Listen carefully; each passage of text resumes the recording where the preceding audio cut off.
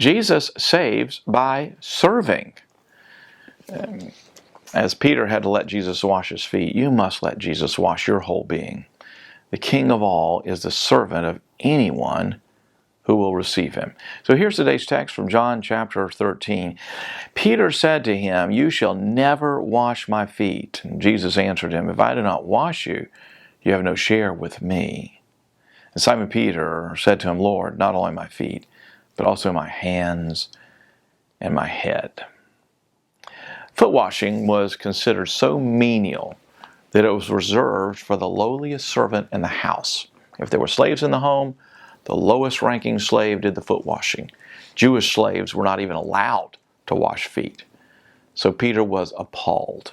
No way was the fisherman going to allow the Lord to wash his grimy feet.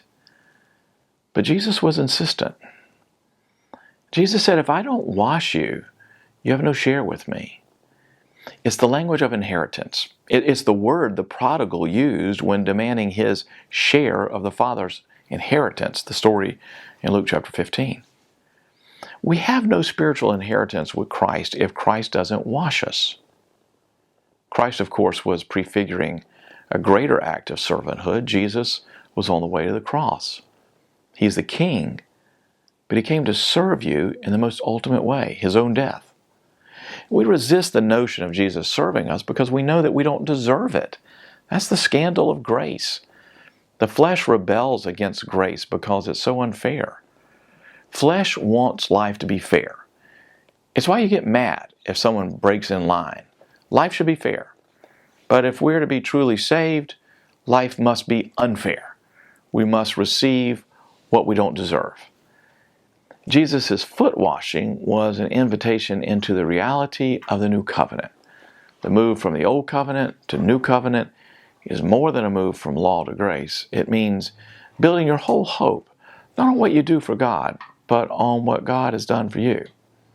The fact that Jesus washed Peter's feet didn't mean that Peter would never make sacrifices for the cause of the gospel. He would, in the end. He would give up everything for Christ.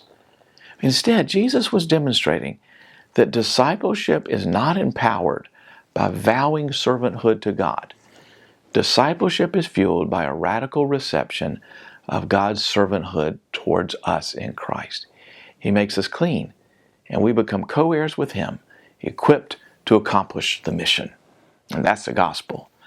Well, that's today's good news. You get more devotionals like it by clicking right here, or better yet, subscribe and get them all. Start out every day with good news, and I hope today you'll let Jesus serve you.